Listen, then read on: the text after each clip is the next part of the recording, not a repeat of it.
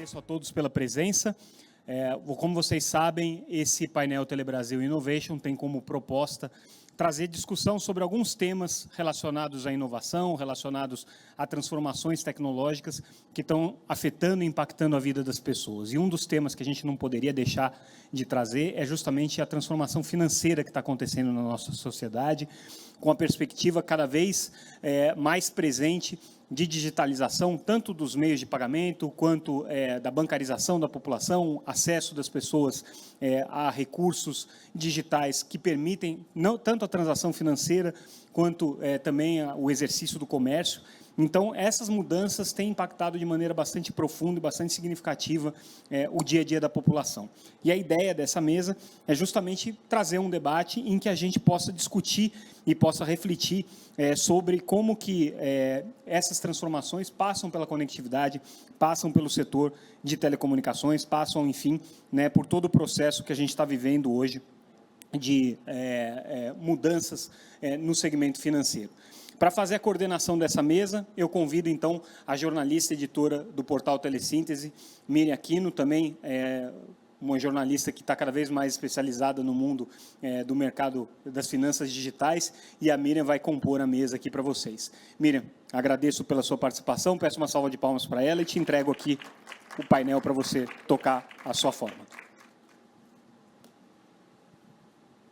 Alô, alô? Boa tarde, pessoal. É um prazer enorme estar aqui. E, enfim, com a mesa também bem diversificada e com um tema que me empolga muito. Uma rápida apresentação, eu sou diretor do portal Telesíntese, a gente é um portal de telecom e tecnologia digital há mais de 15 anos no mercado, 18 já. Mas eu enveredei pelo mundo também, há 2 anos nós criamos um site que eu trouxe para o Telesíntese, que acompanha o movimento do sistema financeiro, porque a gente acha que ele tem muita característica, pelo menos com esse mundo de telecom que eu conheço, que é muito regulado, mas o regulador estimulando o surgimento de novos players, né, com regras assimétricas bastante interessantes. Então, a gente achou que era importante entrar nesse mercado e acompanhar um pouco também o que está acontecendo nesse mundo. Então, estamos aprendendo todo dia e certamente vamos aprender aqui nessa mesa. É um prazer enorme trazer aqui para bater um papo com a gente a Carol Conway. Por favor, Carol. Ela é diretora de Assuntos Regulatórios Institucionais do Grupo UOL. Vocês conhecem, o PagSeguro e o PagBank do grupo. Obrigada, Carol. Pode sentar aí. Obrigada. E certamente ela vai falar muito, mas o PagSeguro é uma das primeiras maquininhas que a gente viu aí no mercado e deu um input, uma grande evolução aí, principalmente para os pequenos, né? Eu, jardineiro, eu moro em Brasília, então todo mundo com a maquininha hoje na mão para fazer serviço, é uma coisa bem legal. E temos aqui também o prazer, eu trago para vocês o Jailson de Souza e Silva, ele é fundador do Observatório de Favelas do Rio de Janeiro, né? E acho que tem um olhar, vai trazer um olhar muito legal sobre os clientes e os potenciais usuários e as carências da nossa população da periferia, né? E ele especificamente vai falar das favelas. E temos também o Leandro Coelho, que é o diretor da Vivo Fintech, o Astelis, ingressando aí na oferta de serviços digitais também. Prazer enorme. Então, para a gente já começar, eu pretendo abrir a mesa, o painel para os palestrantes para perguntas no final do nosso debate. Então, se vocês quiserem, já podem preparar aí as perguntinhas.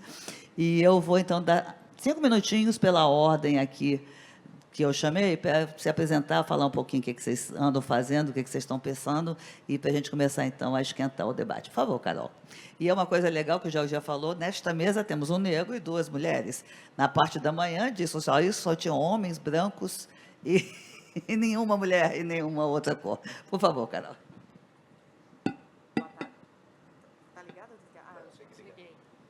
Boa tarde a todos e todas. Então, já que a gente está falando de diversidade, eu vou começar fazendo uma audiodescrição. Eu sou uma mulher branca, loira, de mais ou menos 1,68 m, estou usando um vestido amarelo e tenho olhos, enfim, depende do dia, um pouco castanhos ou um pouco verdes. Muito, muito, muito obrigada pelo convite, Telebrasil. Miriam, meus colegas aqui de mesa, é um prazer estar aqui. Quero parabenizar também toda essa integração que a Miriam tem levado através do jornalismo, do mundo de telecom para o mundo financeiro e para todas as inovações para que a gente possa pensar juntos. Eu me apresento desde já? Tá. Eu, na verdade, vou apresentar o PagBank, que é o que importa.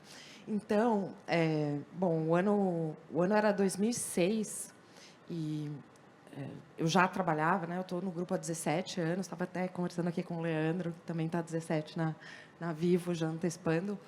Mas eu trabalhava no UOL e a gente percebeu que a banda larga estava se consolidando, mas que ainda existia uma espécie de uma necessidade ali que não estava sendo endereçada, porque os grandes comércios eletrônicos começaram a se consolidar após 2003. No entanto, a gente percebia que a gente entrava no buscador, dava uma busca, mas os pequenos estabelecimentos, quando eles existiam online, era difícil você entregar os dados do seu cartão para eles e fazer um pagamento para um produto ou serviço chegar depois, sem conhecer, né? Tem uma questão informacional aí. Quem é esse vendedor do Sul, que eu quero comprar um livro num sebo? Pô, não conheço, vou dar meus dados de cartão, posso tomar um calote aqui. Vendo isso e vendo também o movimento internacional, a gente, como provedores de tecnologia, percebemos que tinha um gap ali a ser endereçado e criamos o PagSeguro. Na época era o PagSeguro. Então, de lá para frente, a gente foi fazendo essa intermediação entre quem queria comprar online e quem queria vender online, principalmente os pequenos vendedores. E acontece que existia uma espécie de uma exclusividade da rede bancária e dos cartões com algumas operadoras específicas. Então, a partir do momento que a gente dependia unicamente daquelas operadoras e indiretamente do sistema bancário, a gente ficou numa situação um pouco frágil do ponto de vista competitivo, né? E as autoridades, ao mesmo tempo, o Banco Central, CAD e Ministério da Fazenda, na época, perceberam também que aquilo tinha um potencial enorme e, por outro lado, precisava ser estudado como abrir o mercado. E decidiram abrir esse mercado um pouco mais para frente. Tem uma história muito curiosa, né? Porque a gente tentou abrir uma empresa de credenciamento, né? De cartões. E daí a gente foi ler as regras e falou assim, mas está escrito aqui que a gente precisa ser banco, né? E aí o pessoal lá da casa falou, não, então você, Carol, que é do regulatório, prepara aí um pedido de banco e vamos ser banco. Eu falei, tudo bem, mas acho que o Banco Central não vai deferir um banco para fazer uma atividade dessa. Mas manda quem pode, obedece quem tem do juiz. Bati a porta lá do Banco Central com a minha papelada, era um final de ano. O Banco Central olhou para mim e falou assim, mas como assim você quer esse banco para passar cartão na internet? O que está acontecendo? E a gente falou, a gente não pode, a operação está crescendo, a gente não pode ficar com essa fragilidade aqui de depender, né, de uma empresa que também já estava entendendo que tinha uma questão ali competitiva. E me mandou embora para casa. E falou, não, volte. Eu falei, bom, mas o senhor tem que fazer alguma coisa, então regula, né? E o Banco Central já estava estudando, e essa história é divertida, porque os astros se alinharam e realmente a regulação saiu, né, que é a regulação das instituições de pagamento. Então, ainda o PagSeguro, na época, foi a primeira empresa a ter uma licença das grandes bandeiras para ser credenciadora em 2015, já isso em 2014, 2015. E aí a gente começou a atividade de maquininha de novo, com o princípio de tecnologia. Como é que a gente pode inovar nesse mercado? E o mercado eu chamo de pipoqueiro, né? O pipoqueiro, né? A vendedora, o jardineiro, e a jardineira, etc., eles não eram atendidos, né? Porque eles não tinham conta bancária, etc. E a gente falou, precisamos atender esse público, que é um oceano azul aqui. 2, o pessoal aluga a máquina. Né? E nessa época, a gente falou, não, vamos vender a máquina. Nessa época, me vinha muito o mercado de telecom na cabeça, porque tinha o telefone alugado, que passou a ser vendido, que depois passou a ser portado, e assim por diante. O mercado de fintechs, ele tem muitas semelhanças com o mercado de telecom. Então, vocês do mercado de telecom sabem bastante do mercado de fintechs, naturalmente, ali, da regulação de sistema financeiro, porque tem aquela frase, né? Same script, different cast, algumas vezes. Então, nós começamos a... Ela pegou o microfone, eu já entendi. 2015, nós começamos com a atividade das maquininhas, livre-se do aluguel. Hoje... e daí, finalmente, em 2019, compramos um banco, porque aí sim a gente precisava dar um serviço completo, com investimentos e atividade financeira. O Banco Central aprovou, eu fui lá de novo, e hoje nós temos 28,5 milhões de clientes de contas digitais, somos o segundo maior banco digital do país, atendemos o ecossistema inteiro e cá estamos. É isso, Miriam. Agora os desafios são enormes, aí depois eu vou te provocar. Por favor, Joyce, conta um pouquinho para a gente. Por que você está aqui nessa mesa e qual é o seu grande olhar para essa questão da inclusão? Tá certo, Miriam. Boa tarde a todas e todos, né? Eu estou à mesa aqui por acaso. Eu conheci o Ferrari no BNDES, e aí a gente, Ferrari, presidente do Sindicato das Operadoras, e a gente falando da nossa origem. Eu estou no BNDES por uma razão muito específica, né? Eu sou geógrafo, eu sou filho de Xangô, e hoje é quarta-feira, dia de usar vermelho e branco, é Xangô em Assam, e eu trabalho muito a dimensão da discussão da justiça. Xangô é o orixá da justiça, nós vamos falar um pouco sobre isso aqui. E eu simplesmente me encontro no BNDES, a gente descobre que a gente vem no mesmo lugar. Nós somos estudantes de escola pública, ele também de periferia, eu também de periferia. A diferença é que eu tenho muito clareza da minha condição de exceção. Eu cheguei, eu virei geógrafo, eu virei mestre, eu virei doutor, virei professor da universidade, mas nunca esqueci da minha condição de um negro de pele cara, pouca tinta, mais negro e esfavelado. Então, eu passo a maior parte da minha vida trabalhando como é que a gente constitui uma nova forma de olhar a cidade e, com isso, olhar os sujeitos. É isso que eu vou botar foco aqui na discussão com vocês. Primeiro é entender que situações como a minha são absolutamente excepcionais, e também do Ferrari. E esse é o maior problema que nós temos. Como é que, efetivamente, nós conseguimos romper com essa lógica da excepcionalidade em relação a nós, sujeitos das periferias e favelas. A gente, como eu estava falando com a Miriam aqui, eu tive cuidado de olhar um pouco a programação, e a partir de um local específico. As mulheres devem ter notado que nenhuma mulher até 2h30 já abriu a mesa, nenhuma falou na mesa. Nós temos 34 homens e 34 homens brancos nessas mesas. Nós temos um homem negro, que sou eu. E para falar justamente... Agora tem uma mesa que tem 6 mulheres, que vai estar correndo logo depois aqui, que é a mesa que fala de educação e inclusão, porque esse é o lugar das mulheres. Quando fala de educação, as mulheres podem estar. Aí depois abre outra mesa, a última só tem homem. E o encerramento também é homem branco, porque quem entende os negócios, entre aspas, são os homens brancos. Então tem um problema de fundo aí, que é a discussão da gente. Como é que a gente pode falar em direitos, universalização, em negócio, se a gente exclui uma parcela significativa da população brasileira? Eu só estou falando negócio. Se a gente não pensa efetivamente que 56% da população brasileira são pretos e pardos, isso oficialmente, e se a gente não incorpora esse olhar, essa diversidade, a esse processo de encontro como esse, a gente vai ter muita dificuldade de efetivamente ampliar as possibilidades de oferta desse serviço a essa população. Então, o nosso desafio fundamental não tem solução para enfrentar a questão do direito fundamental, da dignidade, no campo da dignidade humana, que é o direito à comunicação, que é o direito à internet, se a gente efetivamente não incorporar esse problema como de todos nós. E qual é o problema fundamental? É que, tradicionalmente, a gente vive em bolhas. E quando a gente também vive na favela e periferia em bolha. Eu fui a primeira pessoa da minha casa, a primeira vez que entrou um doutor, um universitário na minha casa, fui eu. Nunca tinha entrado um médico, um advogado, um arquiteto. E, naquele período, o único caminho que eu tinha de me reconhecer na condição profissional era com um professor que eu conhecia. Essas bolhas sociais que nós vivemos nos faz ter incapacidade de lidar com outros, de lidar com a diferença.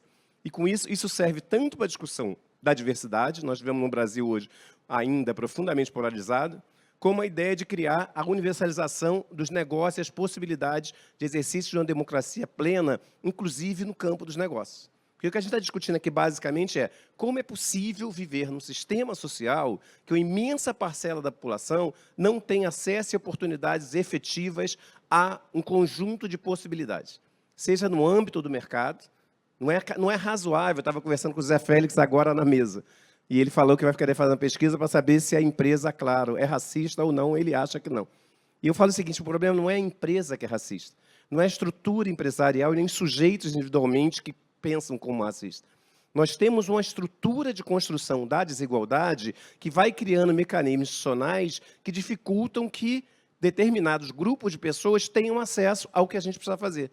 Então, por exemplo, na Maré, eu estava falando com a Miriam, nós tivemos uma pesquisa, nós fizemos o censo da Maré, 2 vezes. Já eu sou da Maré, a Maré é o maior conjunto de favelas da Maré, do Rio de Janeiro. O Observatório de Favelas tem a sede na Maré, a Universidade Internacional de Periferias, que eu fundei, também está lá. Nós temos 140 mil pessoas lá. Nós temos 3.200 empreendimentos econômicos. Nós ficamos anos e anos tentando levar uma agência bancária para lá. 140 mil pessoas, maior que 95% das cidades brasileiras. Aí depois tinha uma agência de correio que também foi retirada e não voltou. Então não tinha agência de correios. A imensa possibilidade, aí, Miriam, não quero falar das carências da favela, porque o que caracteriza o Observatório de Favelas foi ter inventado um discurso fundamental para reconhecer esse território, que parte do princípio do que a gente chama de paradigma da potência. Paradigma é uma forma de olhar o mundo, é um filtro para olhar o mundo. E o que a gente sempre... Eu questiono na minha tese de doutorado, quando eu cheguei na PUC do Rio de Janeiro, eu era professor da Universidade Federal Fluminense, e aí eu queria pesquisar o sucesso escolar de jovens da favela lá que chegaram à universidade. A minha professora de esquerda, super progressista, achou que aquilo era uma vergonha, que aquilo era um absurdo. Porque a escola pública só produz fracasso, só produz incompetência, não produz nada de bom. Eu falei, eu sou filho da escola pública. Esse repertório intelectual que eu tenho, esse acúmulo teórico que eu tenho, vem oriundo da escola pública. Meu grupo social não tinha essa formação. Então, se fosse só para fazer meu estudo de caso, seria fantástico. Mas não é só eu que cheguei aqui. Somos milhares, centenas de milhares de pessoas negras, periféricas, que chegam à universidade, chegam à escola e transformam a escola pública a seu favor. Ela falou, essa tese é neoliberal, eu não aceito, você procure a orientadora ou fique com o tema. Eu defendi esse tema em 99. Foi a primeira tese de doutorado no Brasil a falar do sucesso escolar de jovens da favela. Todos os trabalhos, sem exceção, eram sobre o fracasso escolar. Eu saí na capa da Veja. A Veja Rio fez 12 páginas sobre isso, chamando Doutores da Favela de tão raro que era esse tipo de abordagem. Aí a gente passa a pensar na crítica a isso que eu chamo de paradigma da ausência. Tradicionalmente se pensa a favela e seus sujeitos e periferias em geral a partir do que não tem. Aquele lugar que não tem água, não tem luz, não tem esgoto, não tem educação, não tem creche, não tem saúde, não tem regras, não tem lei. Logo, é o potencial criminoso. A esquerda, tradicionalmente, tinha essa gente com paternalismo justificatório. Ali rouba porque é pobre. Embora, obviamente, a imensa maioria da população da favela, imensa maioria, não tem nenhum vínculo com a atividade criminosa. A partir daí, a gente cunha a expressão que a gente chama de paradigma da potência. É possível pensar as favelas e seus sujeitos, e as periferias e seus sujeitos, a partir do que ela tem e não do que ela deixa de ter. Aí teve uma vez que foi uma professora amiga minha na minha casa, e eu vou terminando por aí, que eu quero falar mais depois sobre o negócio em si. Ela sobe no 3º andar da minha casa, na favela da Maré, ela olha para baixo e fala assim, que triste a desigualdade, né? É de fato muito feio, né? É pena existir lugares assim, né? E eu digo para ela, feia, Edith, são seus olhos domesticados, que não vê a beleza daquelas senhorias que estão brincando ali, estão conversando ali na esquina, coisa que é impossível no bairro onde você mora. Então, você não vê aquelas crianças brincando de brinquedos que seus filhos nem imaginam mais que existam. Eu tenho um filho na favela, ele tem um festival de pipa. Ele tem um grupo de pipa até hoje em todo o Rio de Janeiro. Tem aqueles jovens dançando com aquela beleza daqueles corpos que você não consegue ver, com música que eles inventam, danças que eles estão inventando. E esse lugar todo aqui que foi inventado pelas pessoas. Como seus olhos estão domesticados para a beleza, para esse tipo de beleza da convivência, da sociabilidade, da solidariedade e dos corpos negros, você não consegue enxergá-la. Então, a minha questão com vocês, fundamentalmente, para começar a conversa é, nós estamos num evento dominado objetivamente por um grupo social específico, e principalmente homens, brancos, enriquecidos, heteronormativos. Essa estrutura social permite que a gente enfrente todos os desafios fundamentais da construção do negócio de telecomunicações no Brasil, dos negócios da internet no Brasil, das questões de segurança e políticas públicas no Brasil e política de mercado no Brasil, ou é a diversidade que pode permitir a construção desse olhar? É a diversidade de gênero, com mais mulheres falando nas mesas mais técnicas, é a diversidade de raças, de grupos sociais, étnico-raciais. Eu sou em 71 anos, a assessoria da presidência é um cargo de livre provimento, são 12. Eu sou o primeiro negro a ser contratado na assessoria da presidência do BNDES. E meu currículo é excepcional. E tem outros caras que o currículo é excepcional. Mesmo assim, não foi um problema de currículo. Esse universo de pessoas, sejam excepcionais ou não, continuam sendo simplesmente invisibilizados, inclusive para ajudar a propor soluções para os negócios que todos nós queremos ter, que seja cada vez mais democratizado. Então, não basta simplesmente que se pince, concluindo, alguns excepcionais. Nosso desafio é como é que a gente abre espaço para essa democratização e essa provocação, para a gente chegar ao resultado que a gente quer, e essa provocação que queremos começar fazendo vocês. Desculpe aí, Miriam. Nada, obrigada, já viu que vai esquentar aqui o debate. Leandro, por favor. Bom, boa tarde. Obrigado, Miriam. Prazer, Carol. Prazer, Jailson. É um prazer estar aqui no painel Telebrasil Innovation. Dessa vez aqui em São Paulo, né? Geralmente não é feito aqui em São Paulo. Bom, me apresentando, né? Eu sou diretor da Vivo Fintech. Como a Carol adiantou, estou há 17 anos aqui na Vivo. E contando um pouco mais, né, da Vivo nesse cenário, né? A gente tem, né, setores diferentes aqui nessa discussão. Eu acho que a Vivo ela é reconhecidamente, né, líder, né, no setor, mas ela vem discutindo bastante nos últimos tempos como ser protagonista no setor de tecnologia também. E ser protagonista no setor de tecnologia faz parte da gente ter um ecossistema digital. Esse ecossistema digital ele está balizado nas principais alavancas, né, que a gente tem dentro da empresa. Essas alavancas, elas passam, né, por a gente tem uma base de clientes 115 milhões de acessos, efetivamente. São mais de 70 milhões de CPFs, né, que a gente tem dentro da própria Vivo.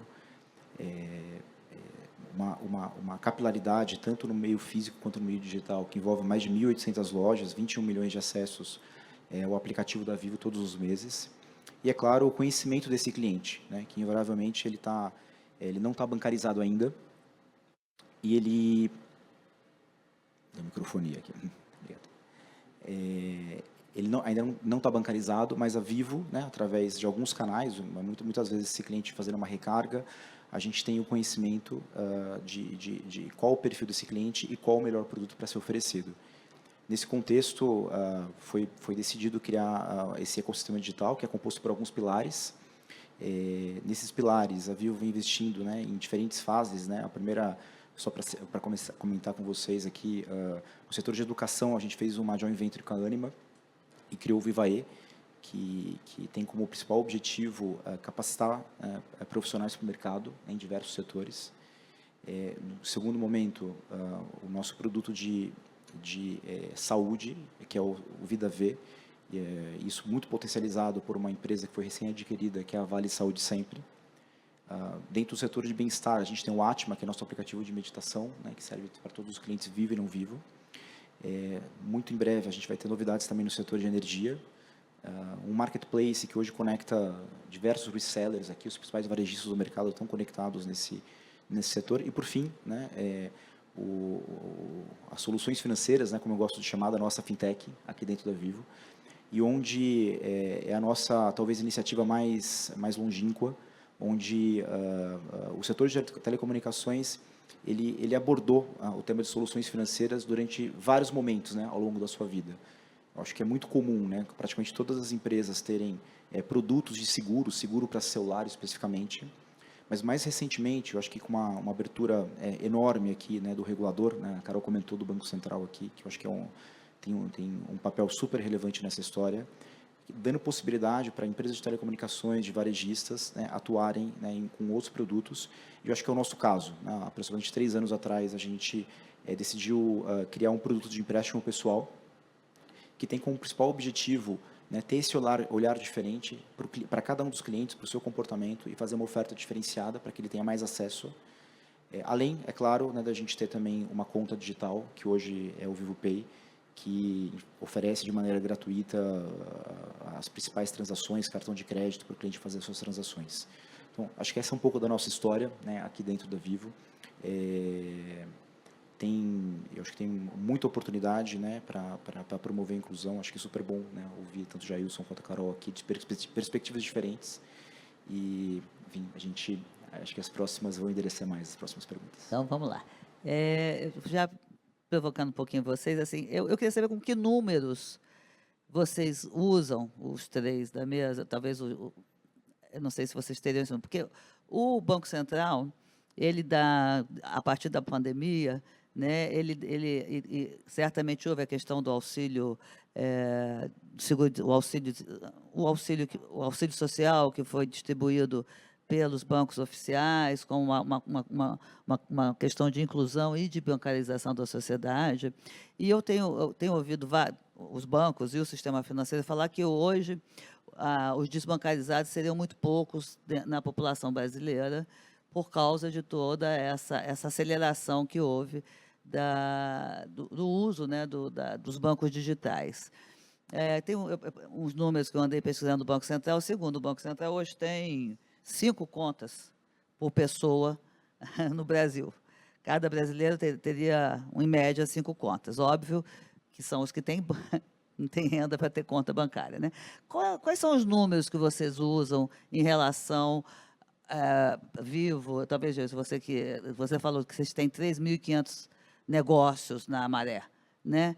Como é que se faz negócio? Com que banco? Com que conta? Aonde que vocês estão? E Vivo e Carol, vocês lidam com que número? Vocês estão falando quando a gente pensa em inclusão no sistema financeiro, óbvio que o sistema financeiro é o primeiro que a gente precisa ver, porque precisa de crédito, precisa empreender seus negócios. Quais são os números que vocês lidam? Quantos são os desbancarizados no Brasil? Como é que vocês fazem essa estimativa? Leandro, depois a gente volta por aqui. Os números, eu vi uma pesquisa nessa semana que aborda, na verdade, toda a América Latina, é uma pesquisa feita pela EMAI e pela Mastercard, que traz uma informação super interessante, envolve o Brasil, obviamente, mas que até o ano de 2020, mais de 50% das pessoas na América Latina só usavam dinheiro em espécie e não tinham nenhum tipo de conta. Tá? Esse número, nesse ano, ele está em menos de 20%. Né? Óbvio, é um cenário da América Latina, né? No Brasil, o que eles divulgaram é que o uso de dinheiro em espécie caiu aproximadamente 17% nesse período. Né? Acho que uma outra informação relevante, e aí acho que casa bastante com a tua afirmação, Miriam, o número de empresas, de fintechs que foram lançadas nos últimos anos. Né? Esse número multiplicou por 10, né? Praticamente nos últimos 10 anos. Né? A gente tem hoje mais de 1.300 fintechs no Brasil em diversos setores. Eu acho que o tema da inclusão, ele passa, não é só uma questão de ter a conta, não é ter a conta disponível para o cliente, não é só você ofertar um cartão de crédito. Eu acho que passa, né, pela educação financeira do consumidor. Afinal, muitas das vezes, como o nosso produto aqui mesmo, a gente tem uma função de ofertar para ele a melhor condição, né, para ele de crédito, de empréstimo, para que ele possa realizar seus sonhos, para que ele possa resolver algum tipo de problema. A gente enxerga como essa demanda ela é realmente alta, né, mesmo durante esse período, né, que a gente sinaliza aqui de 3 anos, que foi o lançamento do Vivo Money. O produto cresceu substancialmente. A gente está falando de uma diferença de 5 vezes na nossa carteira de crédito, que bate hoje 239 milhões de reais. E o que a gente consegue observar é o mesmo comportamento nas contas digitais. Muitos dos nossos clientes do Vivo Pay, que é o nosso outro produto de conta digital, de fato têm outras contas, seja com o banco digital ou seja com o banco tradicional. A perspectiva de olhar para a inclusão, eu acho que ela passa por basicamente esses 3 pilares, né? Educação financeira, de qual que é o tamanho da população que está capacitada para entender como receber um produto de crédito e como usar esse produto de crédito sem fazer isso virar uma bola de neve. A questão, efetivamente, dele conseguir transacionar, eu acho que hoje tem muita opção, né? O próprio Vivo Pay, ele não exige nenhum tipo de comprovação, né? Nenhum tipo de saldo em conta para você ter o seu cartão ou para você poder ter a sua conta aberta. Então, acho que isso está muito mais acessível de fato, né? E só citando aqui, acho que um bom exemplo é a própria Caixa Econômica Federal, né? E acho que é super alavancada durante a pandemia, que aumentou substancialmente o uso do seu aplicativo. E o terceiro ponto, de fato, é como que as empresas conseguem ter um olhar sobre os dados, né? Obviamente respeitando a LGPD, para poder ofertar crédito da melhor maneira, né, para esse cliente e que ele consiga ter acesso para realizar seus sonhos, para resolver seus problemas. Eu acho perfeito, Leandro, que você levanta. Eu acho que a gente tem uma questão fundamental hoje, que é esse acesso, como o banco digital fez diferença, né? efetivamente, lá na Maré, as pessoas que podiam tinham contas em bancos formais. Meu cunhado tinha 3 depósitos de bebida dentro da favela. Ele vendia 10 mil caixas de cerveja para o final de semana.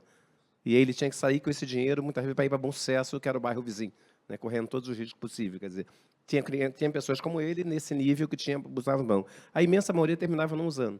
E, principalmente, o banco digital vem prover, e os apps também, as condições para isso. Né? O primeiro fator, de fato, nosso problema não me parece a universalização da bancarização, do acesso, pelo menos, a isso. Nossos problemas fundamentais são 2. Primeiro, é um processo mesmo de acesso à educação de uma forma mais abrangente. Nós temos 10 milhões hoje de jovens entre 15 e 29 anos de idade, e são dados da Fundação Roberto Marinho, que está trabalhando com esse universo, de pessoas fora da escola e fora do mercado de trabalho. Quer dizer, é uma massa imensa desse bônus demográfico que a gente tem, que está sendo desperdiçada exatamente porque não tem uma política educacionais efetiva para ele. O segundo ponto não é só a educação financeira, né? É a qualidade do crédito. As pessoas ainda acessam um crédito de péssima qualidade, que se paga valores baixos, mas com taxa de juros muito altas. Então, a gente tem que ter uma política de microcrédito muito mais efetiva dentro dos territórios populares, empreendedores econômicos, nas favelas e periferias, para que eles, de fato, consigam estar criando novos mecanismos de ampliação dos seus negócios. E o terceiro vai na direção da própria compreensão desse crédito. As pessoas na Maré entendem que o empréstimo, nas favelas em geral, é de que é para sanar dívidas, não para investir. Então, esse processo de compreensão que o lugar do crédito como elemento de investimento é necessário para ampliar o próprio negócio, ainda é um trabalho a ser feito. Quando eu falo da diversidade, é ter pessoas cada vez mais bem formadas, qualificadas, e eu estava conversando isso na mesa com o José Félix, que a excelência do profissional que está dentro da empresa tem que estar, como na universidade, tem que estar na porta de saída, não na porta de entrada. É necessário que as empresas se abram mais para receber jovens, pessoas com muita capacidade inventiva, criativa, com muito repertório em outros aspectos da vida cotidiana, que eles possam trazer soluções para os problemas existentes de acesso a justamente esse público. Quem está conseguindo enxergar esse público como potencial consumidor de serviços cada vez mais sofisticados, consegue crescer no mercado. Quem continuar trabalhando na bolha, efetivamente para atender um público muito específico, localizado, vai perder em capacidade de inovação e, principalmente, capacidade de atendimento a esse público que vai se tornar cada vez mais sofisticado. Um dos maiores empreendedores que a gente tem no Brasil atualmente chama-se Condizila, que é um moleque de 34 anos, que inventou um sistema genial de difusão de áudio, de vídeos, e se tornou primeiro no Spotify, Netflix, primeiro também no YouTuber, e que tem acesso a mais de 1 bilhão de visualizações. É um garoto de uma periferia de Guarujá. Como ele, certamente, tem outras figuras excepcionais no âmbito das periferias de favela. E está se perdendo isso. Além disso, tem uma massa crítica possível de ser formada e qualificada que ofereça essas novas soluções. Então, me parece que o desafio para as empresas aqui é quem chega para dialogar com as pessoas, quem chega para ajudar na formação das pessoas, quem aproveita o imenso potencial das pessoas para produzir não só novos negócios, novas soluções. E isso levando em conta a importância para o negócio e para a democracia brasileira, para a melhoria dos nossos níveis de desenvolvimento, que a gente possa avançar nisso. Outra questão fundamental, que eu dou todo dia R$20. A situação de moradores no Rio de Janeiro é tão triste que eu dou R$20 para o cara fazer o que ele quiser. Só que agora eu não uso mais dinheiro, como dizendo, simplesmente eu não tenho mais dinheiro na carteira, como aqui ninguém deve ter. Não tem um cara que não aceita Pix. Então, todo ano, dinheiro através de Pix. Então, isso resolve, quer dizer, isso mostra esse processo cada vez mais complexo. Eu estou falando de moradores de rua, tá? E pessoas que pedem na rua, que vendem na rua, que trabalham na rua. Então, aquelas pessoas, quer dizer, em geral, homens negros, tá? Então, efetivamente, tem um desafio aí de como a gente atinge esse universo, dialoga com ele, que me parece que está muito colocado para vocês. E, por isso, tem que trazer cada vez mais jovens de escola pública, de favelas e periferias, que possam ser cada vez mais preparados, qualificados, para que você, efetivamente, encontre as soluções adequadas para o universo mundial. Nós estamos falando de 220 milhões de pessoas. Não é razoável que se pense no mercado de 30, 40 milhões, quando a gente pode ampliar muito esse mercado. O Edvar Baixa inventou na década de 90, eu estou concluindo, Miriam, um conceito chamado Belíndia, que a gente tinha 30% da população, 20% na Bélgica e o resto na Índia. Só que a Índia está sofisticando cada vez mais. A Índia está incorporando centenas de milhões de pessoas ao universo de produção, ao universo de consumo, a partir da tecnologia. O desafio, o que nossas empresas vão fazer em relação a esse projeto de país e projeto de sociedade? E essa questão do negócio, incorporando cada vez mais gente ao negócio, me parece o caminho central para isso. Carol, por favor. São tantas coisas para comentar, o tema é ótimo. Eu vou tentar me ater à tua pergunta, né? Quais as métricas que a gente usa. Quando a gente começou, do ponto de vista... Porque você tem um lado do usuário pessoa física, você tem o lado do usuário pessoa jurídica, e você tem o que a gente chama de empreendedor, muitos deles invisíveis, né? Então, aqueles que começaram a transacionar com a maquininha, ou tem uma transação online, a nossa métrica, quando a gente começou, é que 85% dessas pessoas nunca tinham transacionado sem ser com dinheiro de papel, tá? Hoje em dia, esse número diminuiu bem. A pandemia tem um lado de copo meio cheio, né? O bom do ruim, que é a questão da digitalização, né? As pessoas tiveram que ter um acesso remoto ali aos seus auxílios, etc. Hoje, a gente tem aqui, eu tenho uma colinha, até o pessoal me deu, o dado de que a gente tem 84% da população de adultos bancarizados. No entanto, ou seja, a gente tem muito desbancarizado ainda para incluir. E isso conecta com o tema de conectividade, porque conta digital só funciona onde tem acesso. E nas regiões distantes dos grandes centros, a gente ainda tem muito lugar sem acesso. Esse é o primeiro ponto. Segundo ponto, lá no PagBank, a gente trabalha com o conceito de semi-bancarizado. Por quê? Nosso principal competidor é o dinheiro de papel. A gente tem aqui alguns números das pessoas que têm uma conta, mas elas só usam aquela conta para o básico, para receber salário ou para ter uma poupança. Tem poupança. Hoje em dia, você tem uma série de possibilidades de investimento melhores, mas elas só têm poupança.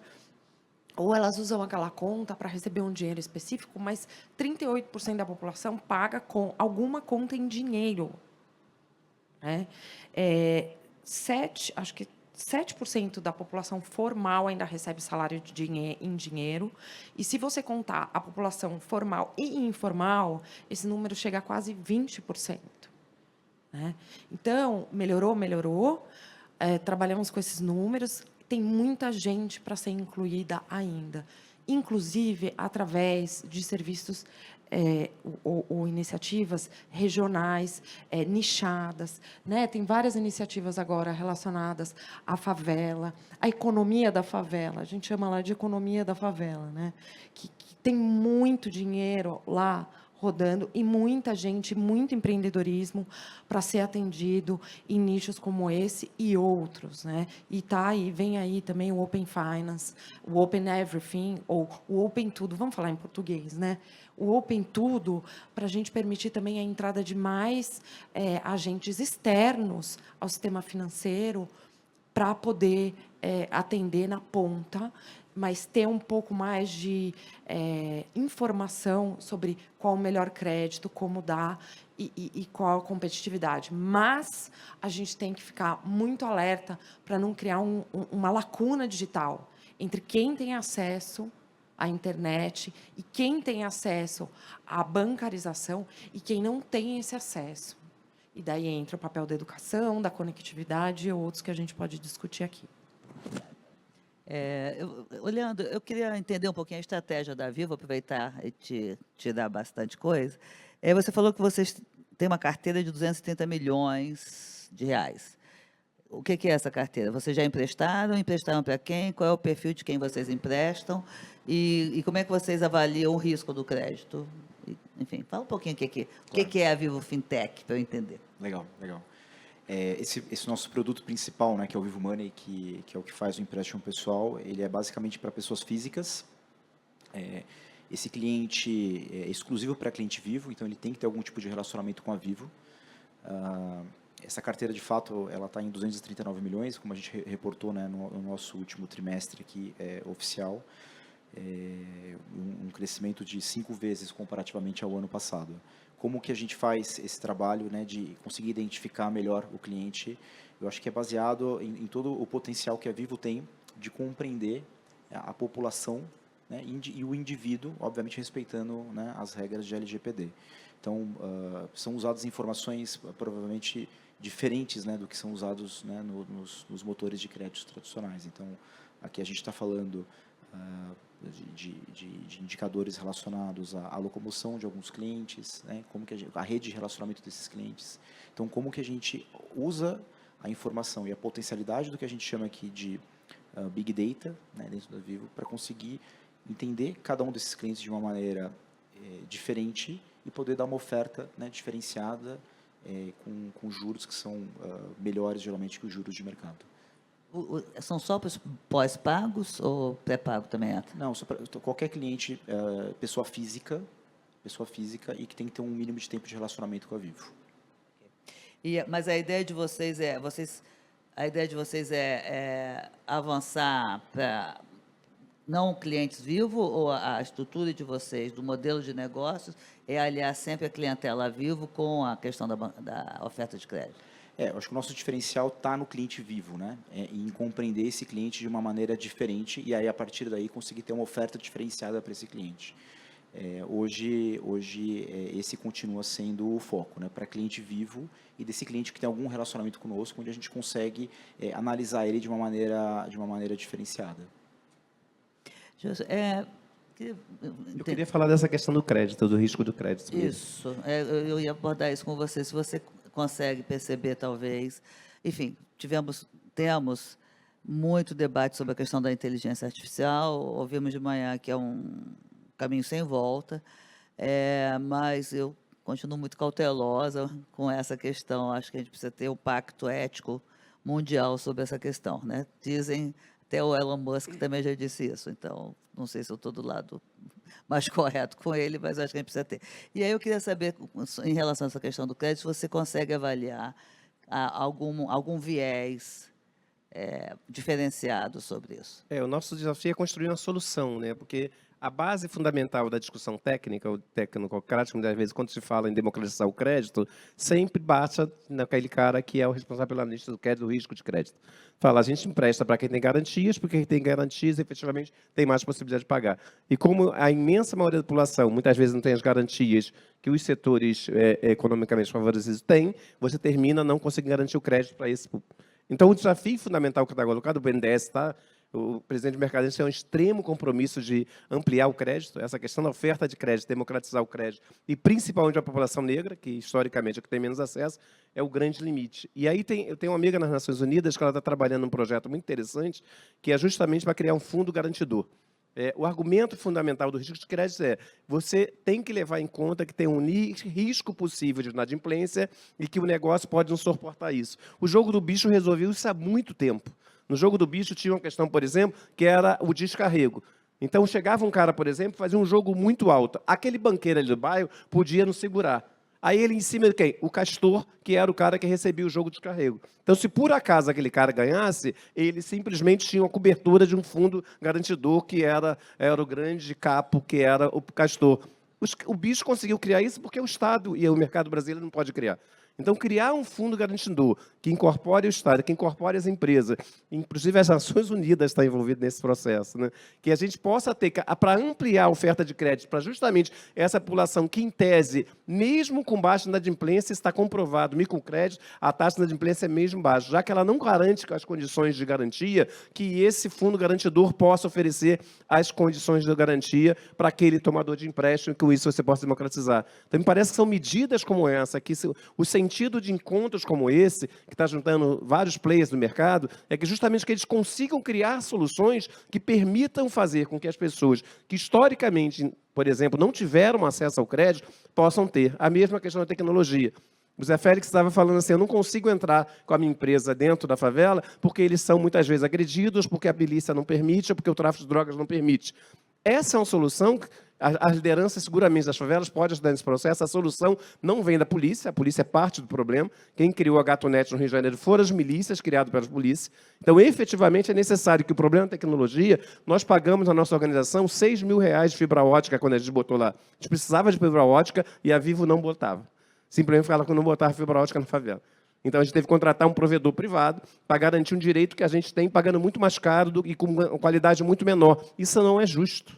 Então, trabalhar com o princípio, eu falei que eu sou filho de Xangô e Xangô já da justiça. Então, obviamente, a questão da justiça é um elemento fundamental para a gente discutir a democratização do negócio. Nós, da favela e periferia, estamos claramente em condições inferiores em termos de competição dentro desse processo. Então, o básico é que os players do mercado as maiores criem as alternativas, articulado com o Estado e articulado com outras forças da sociedade, para a gente, principalmente, não só no campo do crédito, como na oferta maior de tecnologia, principalmente nas favelas e periferias e interior. Né? Deixa eu só entender. A ideia do banco do BNDES é criar um fundo garantidor... Não é o BNDES. O BNDES tem esse problema.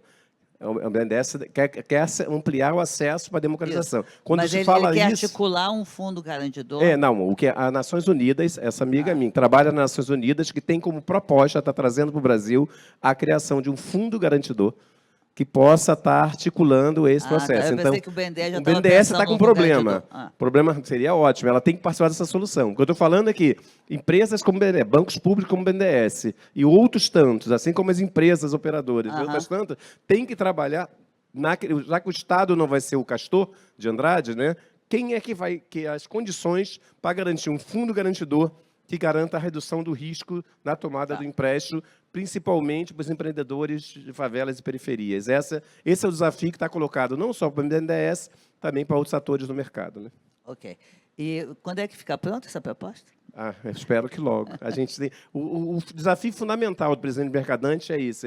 Ele claramente tem esse viés da igualdade racial. Foi ele que criou a lei de cotas durante a década de 90 no Senado. Foi ele que implantou a política de cotas quando era ministro da Educação. Foi ele que criou uma comissão de diversidade étnica e racial agora no banco. Foi ele que garantiu 40 mulheres do banco, que hoje tem 40% das mulheres na direção do banco. E foi ele que colocou também assessores negros no âmbito da cúpula do banco. Então, o desafio de colocar a questão da democracia étnico-racial no âmbito do mercado é o grande desafio. Hoje nós fizemos um seminário, dia 23, foi um fato histórico no BNDES. 23 de maio, simplesmente mais de 80% dos atores fundamentais da plateia que estavam lá eram pessoas negras. E quase todos também os palestrantes, no sentido de empoderamento negro para a transformação da economia. Isso não é truísmo, isso aí não é simplesmente óbvio e nem é simplesmente caritativo, é para o negócio. Para a economia brasileira crescer, tem que incorporar dezenas e dezenas de milhões de pessoas que estão à margem de um conjunto significativo de soluções que existe para o mercado e para os negócios, para as necessidades da sociedade. Né? Ok. Carol, como é que você vê essa questão da oferta de crédito? Vocês que estão há muito tempo nesse mercado, vocês já oferecem crédito, enfim, para quem? Só para o pequeno empreendedor, para o cliente final, enfim, porque vocês realmente têm uma massa de usuários ou clientes dos seus sistemas que são realmente pequenininhos, né? A gente vê isso no dia a dia. E aí eu acrescento uma pergunta que é o seguinte: com o Pix, eu estou entendendo que as maquininhas vão para o buraco, como já ouvi muita coisa acontecer. Como é que vocês estão vendo isso? Vocês estão com medo disso? Vocês estão se preparando para acabar com as maquininhas e o que vem por aí? Por isso vocês estão virando banco? Vou começar pelo fim, que é mais legal de responder, mas a primeira também eu quero aproveitar aqui a presença dos colegas para debater também, Jailson, que essa é uma questão fundamental. Mas sobre maquininhas e sobre Pix. O Pix, ele incluiu muita gente, como o próprio Jailson falou, né? Ele é uma porta de entrada das contas digitais, e isso foi extremamente favorável para o PagBank, assim como para outros bancos digitais, nesse sentido de você abrir as contas e abrir a porta desse ecossistema. Então, assim, a maquininha, ela é uma ponta, ela é escolha do lojista que quer transacionar com a maquininha, que quer ter a maquininha ali para levar em algum lugar. Mas, hoje, o foco é dar um ecossistema digital completo. E daí, se um vai usar a maquininha, se o outro vai usar o Pix, o que interessa é que a gente está nesse ambiente. E, para estar nesse ambiente, Miriam e todos, a gente precisa endereçar a sua segunda questão, que é a questão do crédito. Vamos lá. A gente olha o crédito da seguinte forma. Primeiro, quando você está trabalhando com o pequeno lojista, e vamos lembrar que o nosso pequeno, ele é um nano lojista, principalmente. Então, ele é a pessoa que tem, às vezes, um emprego formal durante a semana, um informal no final de semana, etc. Ele gera esse recebível, né, de cartão, e esse cartão a pessoa parcela, você tem o 30, 60, 90, e você fazer essa atividade de antecipar esse recebível é, de alguma forma, dar crédito, porque esse cliente ele não tem capital de giro, ele muitas vezes não tem nem acesso à conta bancária. E isso a gente começou a fazer lá atrás e faz muito hoje em dia, e é uma frente muito importante, até porque tem aquela coisa, né, dos invisíveis, né? Se você olhar as pesquisas de empreendedor, você tem uma parcela desse empreendedor que, antes dele se formalizar como empreendedor, ele começa um pequeno negócio. Boa parte sobrevive, boa parte não. Mas ele precisa ter um pouco de musculatura, vamos colocar entre aspas, de crédito, para girar o seu negócio. Então, desse ponto de vista, a gente tem uma atividade muito preponderante. Aí você tem o outro lado, que é o crédito para a pessoa física, né? Competir com o crédito tradicional e como inovar nisso. Tem a questão do colateral. Essa questão que você está trazendo, Jailson, é uma questão... Vou te fazer um convite aqui para a gente debater conjuntamente, porque a gente tem bastante histórico, tanto em nível associativo, na Associação Brasileira de Internet, com certeza aqui a Conexis, a Telebrasil também, acho que a gente pode fazer um grande fórum, mas também a gente tem a questão da inovação. O que a gente fez? A gente deu o cartão de crédito e, ao mesmo tempo, como a gente não conhece essa pessoa, a gente ajusta o limite dessa pessoa de acordo com a poupança dela. Eu estava falando aqui, só que no nosso caso é um CDB. Estava falando aqui que tem uma parte imensa da população que é semi-bancarizada, que tem uma poupança lá de pouquinho, e aquele dinheiro fica na poupança e não rende. O que a gente fala para ela? A gente fala, ó, a gente te dá um limite, traz isso aqui para um CDB, né? E a gente faz uma espécie de um cartão de crédito colateralizado, onde ela sabe ali a métrica do colateral de acordo com a poupança dela. A pessoa não tem dinheiro para investir, mas ela começa a perceber que ela pode fazer um cofrinho de poucos reais, e a gente dobra esse valor do limite, e assim a gente vai conhecendo o nosso cliente. Então, o recado é assim, esse é um exemplo, mas é importante inovar, né? Assim como na favela pode ter um aval da patroa, né?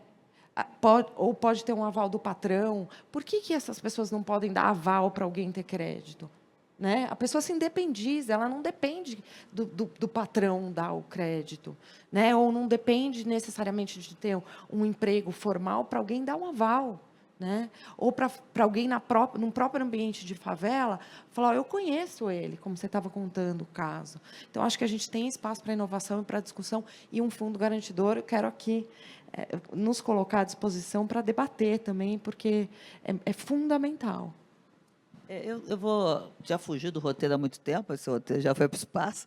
Aí eu tenho uma pergunta, talvez, para vocês três. Vou fazer a última para abrir para a plateia, que eu estou vendo que o tempo está indo embora. Hoje, no segmento de telecom, o novo governo está propondo, junto com as operadoras, a questão da internet significativa. Ou seja, não basta dar acesso, é preciso dar acesso com qualidade. Hoje é a grande... Embora a gente tenha grandes vácuos ainda de falta de acesso, efetivamente, né? Então, vamos aliar a falta de acesso com o acesso de qualidade para transformar numa política pública. Aí eu pergunto para vocês, vocês imaginam que a questão da educação financeira é um dos requisitos para entrar na questão da internet significativa? Estou voando aqui.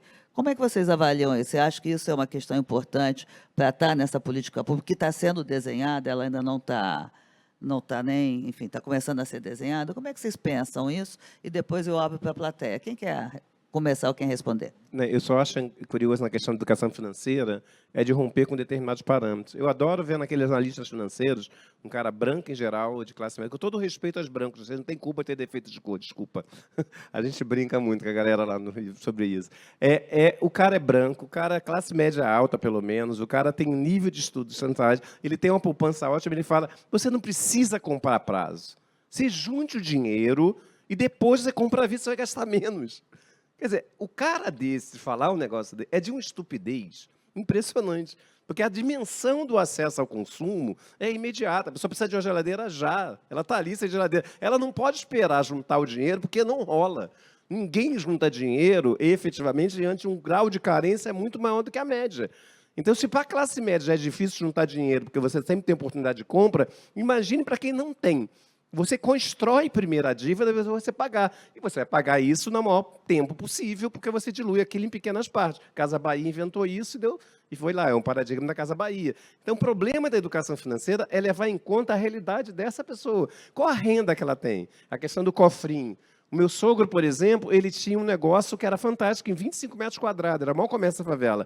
Os doces dele, ele botava tudo de moeda ele botava no cofrinho. Era um cofrinho imenso, foi crescendo. Ele trocava de carro, botava um carro usado todo ano, que ele ia para Paraíba.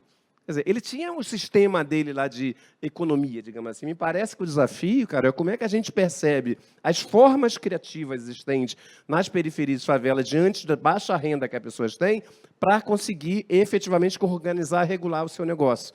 Esse que me parece que é o desafio fundamental, é entender quais estratégias, principalmente as mulheres, que cuidam especialmente desse negócio, no micronegócio, que elas inventam para lidar com o baixíssimo capital que elas têm, nem a capital, recursos financeiros que ela tem para lidar com as despesas cotidianas e, ao mesmo tempo, investir. Então, me parece que a educação financeira tem que ser o contrário. Não é o cara branco de classe média universitário que tem uma conta no banco X para explicar às pessoas pobres como elas têm que ensinar. Elas explicarem como é que elas fazem e aí o sistema aprender. E aí o sistema oferecer novas possibilidades. Então, é essa abertura para o reconhecimento desse saber cotidiano, prático, concreto. Meu pai tinha 5 filhos, homens, minha mãe e minha avó, cabo dos Fuzileiros Navais. Ele cismou que todos nós faríamos ensino médio. Isso era uma revolução na década de 60 e 70.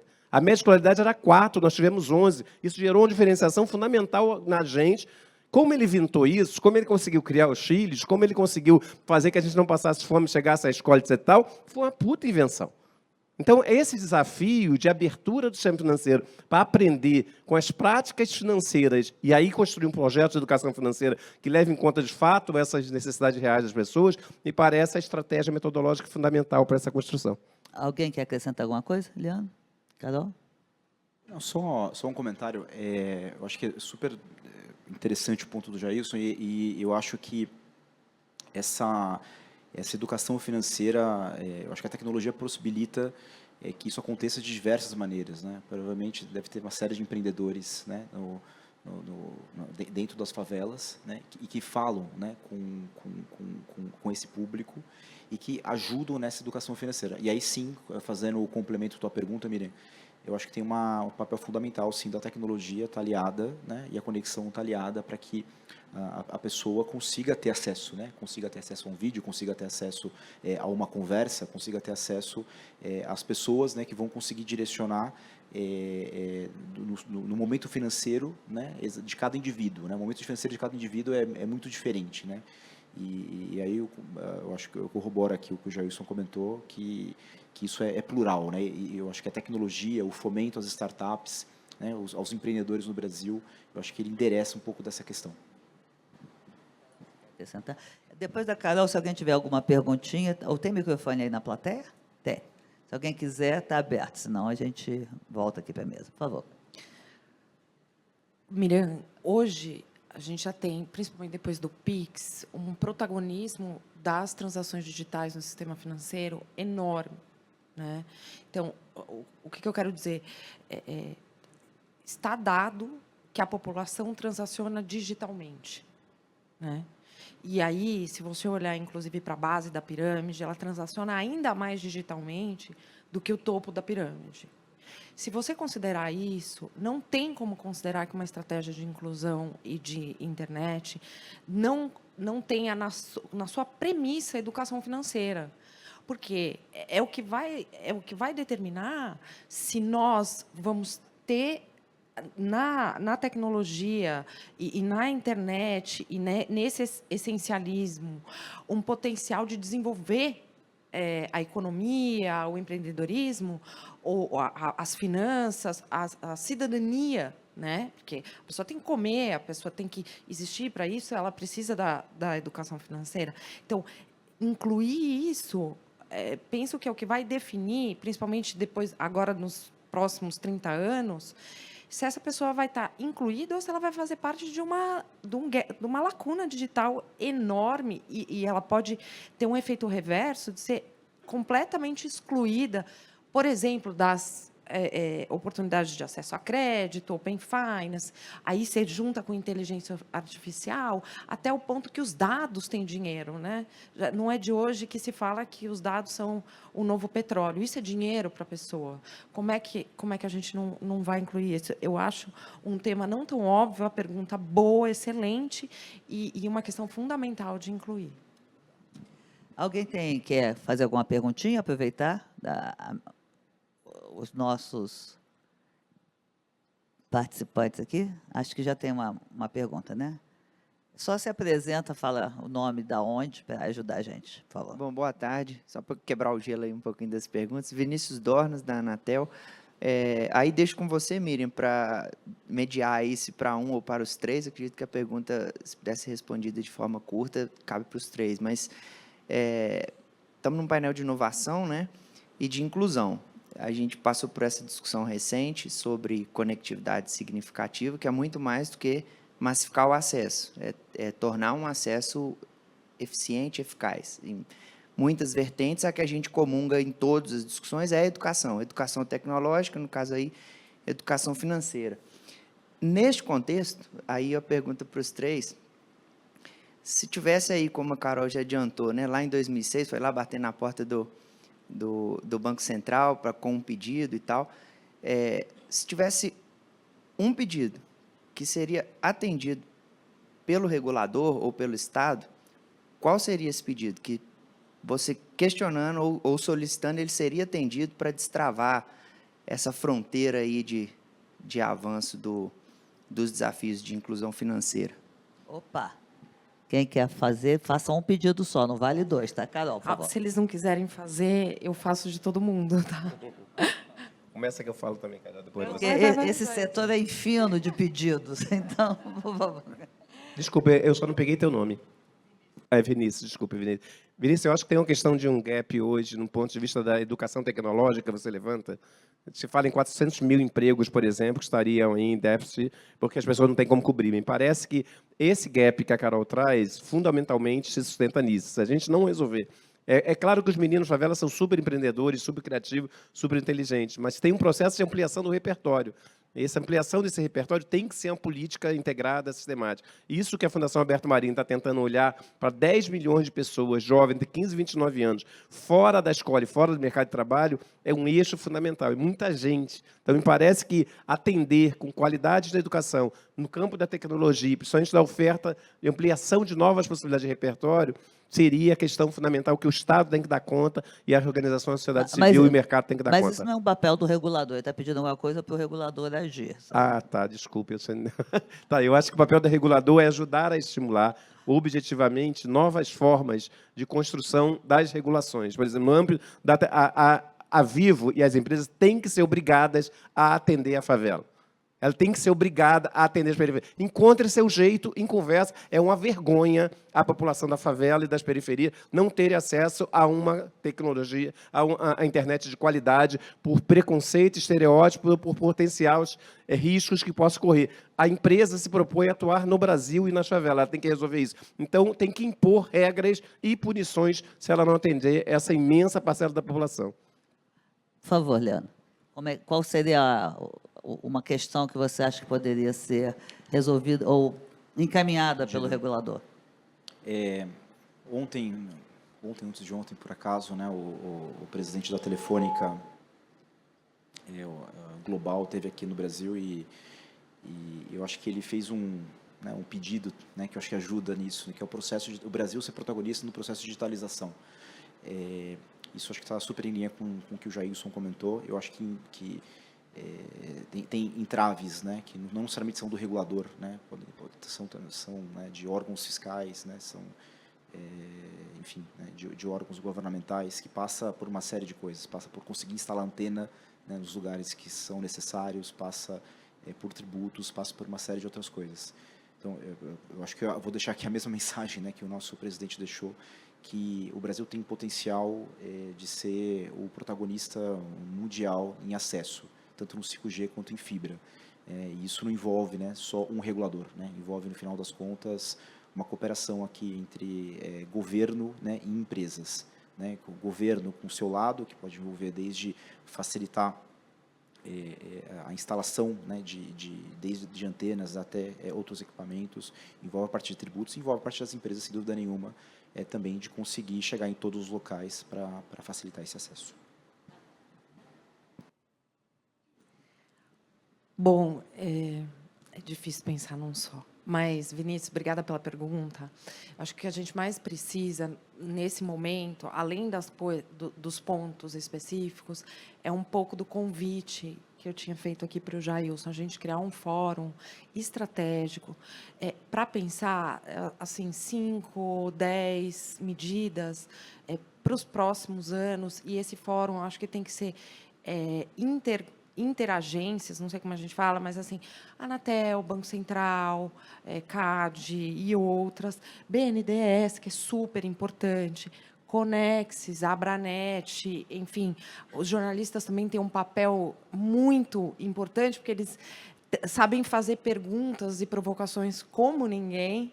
Então, seria isso, que fosse uma reunião bimestral ou mensal, está aí a tecnologia para ajudar a gente cobrir esses gaps. Tem um gap de conectividade grande, dá para cobrir, e tendo o regulador empurrando, a gente consegue falar com mais calma sobre o que pode ser estratégico para o país e que também ajuda as empresas, né?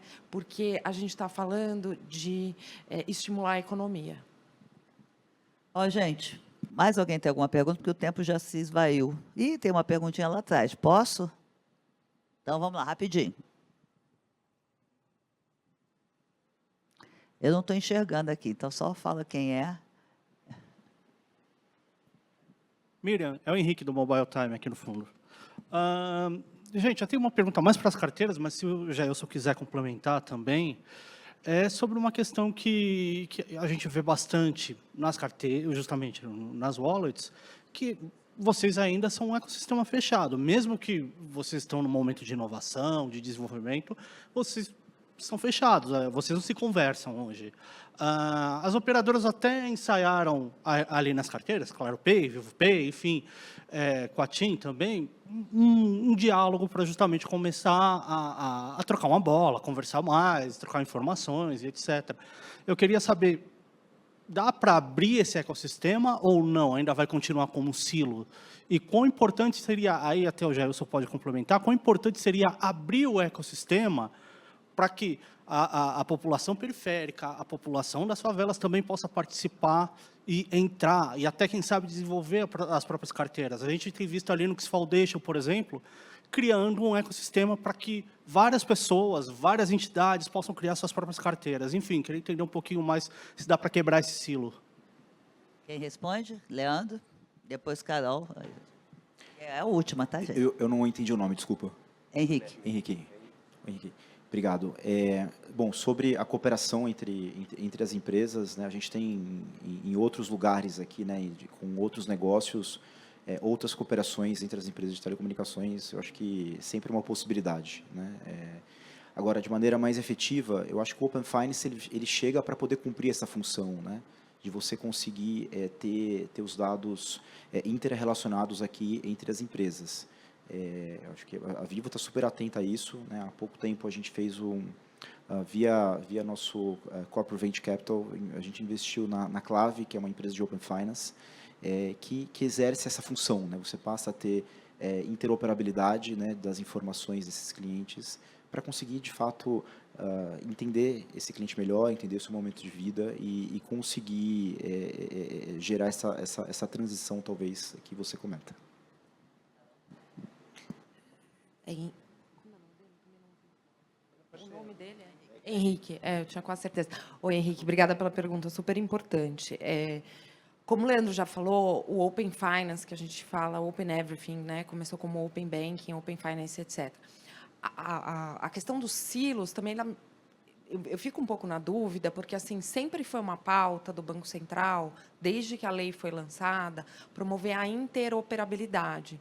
E estava falando aqui agora há pouco que as discussões me parecem muito as discussões de telecom, porque a interoperabilidade nada mais é do que a discussão da interconexão, a discussão do unbundling, várias discussões que acontecem no mundo de telecom. Então, é nesse momento que a gente se encontra hoje. Tá? O Banco Central ele tem algumas ressalvas à interoperabilidade no mundo de cartões. Tá?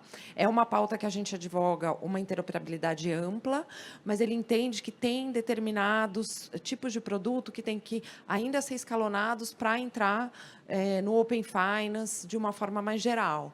Mas acho que é desejo das carteiras, não sei, pelo que eu entendi da fala do Leandro, e posso falar pelo PagBank, que essa interoperabilidade seja plena o quanto antes.